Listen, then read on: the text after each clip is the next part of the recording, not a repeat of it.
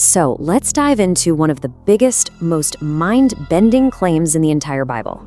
It's this incredible idea that the entire story of ancient Israel, with all its ups and downs, was actually pointing toward one single person. We're talking about a narrative that's just packed with these fascinating echoes, repeating patterns, and ancient promises that all seem to lock into place with Jesus. But what's the deal here? I mean, did Jesus just show up and completely replace Israel's story? Did he just hit the reset button and start something so new that it basically made everything that came before it obsolete?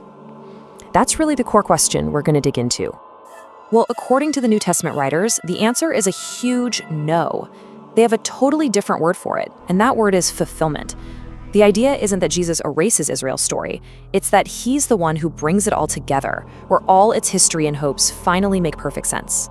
So let's break down how they make that case. First things first, let's look at two super important titles that Israel was given in its own scriptures. Then we'll see how the New Testament authors grab those titles and apply them pretty directly to Jesus. Okay, first up, Israel is called God's son. You see this in Exodus, right? God tells Pharaoh, "Let my son go," and then brings that son, Israel, out of Egypt. Now, fast forward hundreds of years, and Matthew's gospel takes that exact line, "Out of Egypt I called my son," and points it straight at Jesus. And get this, check out the wilderness experience. Israel wanders for 40 times years and, well, fails its tests. In a perfect echo, Jesus is tested for 40 times days, but he succeeds where Israel failed. You see the pattern? Failure, and then fulfillment. And we see this exact same pattern with the title servant. Israel was called to be God's servant, but the book of Isaiah talks about this future, perfect servant who would finally get the job done.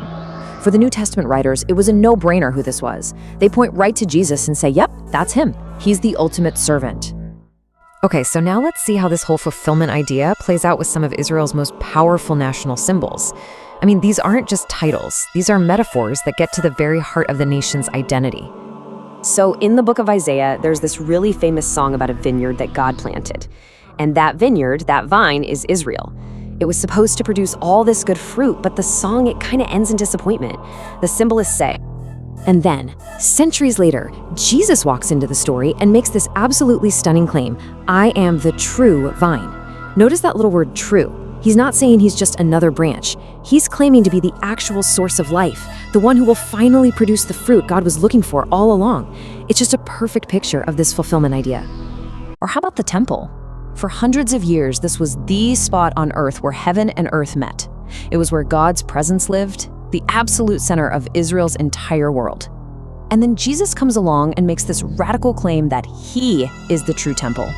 He's saying the meeting place between God and humanity isn't a building anymore, it's a person. And you can't talk about Israel without talking about its founding story, right? The Passover lamb, whose sacrifice saved the people from death back in Egypt. Well, what does John the Baptist do when he sees Jesus? He points and declares, "Behold, the Lamb of God." And later, the Apostle Paul just comes right out and calls Jesus our Passover lamb. The original act of salvation, they're saying, finds its ultimate punchline right here. All right, finally, let's look at the bedrock promises, the ones made to Israel's founding fathers and its greatest kings. These were the promises that basically shaped the nation's entire hope for the future. It all goes back to Abraham, doesn't it? He was promised that through his seed, all the nations on earth would be blessed. Now, centuries later, the Apostle Paul makes this really fascinating point. He argues that the original promise wasn't pointing to a bunch of descendants, plural seeds, but to one singular seed. And for Paul, there was no question who that one person was: Christ. Then you've got the promise made to Israel's greatest king, David, that one of his descendants would sit on a throne that would last forever. I mean, generations came and went, dynasties rose and fell, but that hope for a final, perfect king just never went away. So it's not a huge shock when, at the very beginning of the New Testament, an angel tells Mary that her son, Jesus, will be given the throne of his father David and that his kingdom will have no end. And remember the prophet Jeremiah.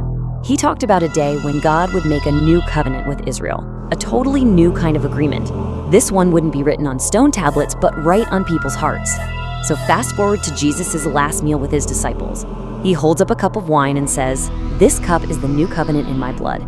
He's basically claiming to be personally kicking off the very future that Israel had been waiting for.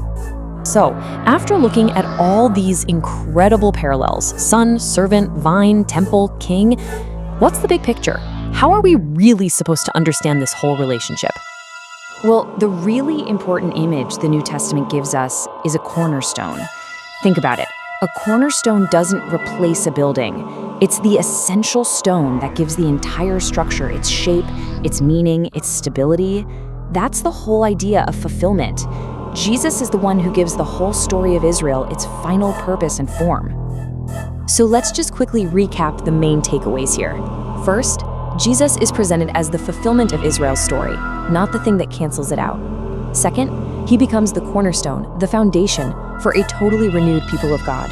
And finally, by being that one seed of Abraham, he throws the door wide open for that promise to bless all nations, creating this new amazing family of both Jews and Gentiles.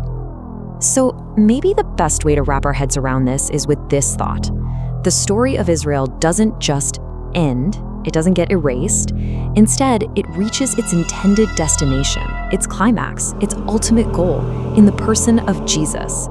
What does it even mean for one person to be the climax of a nation's entire history?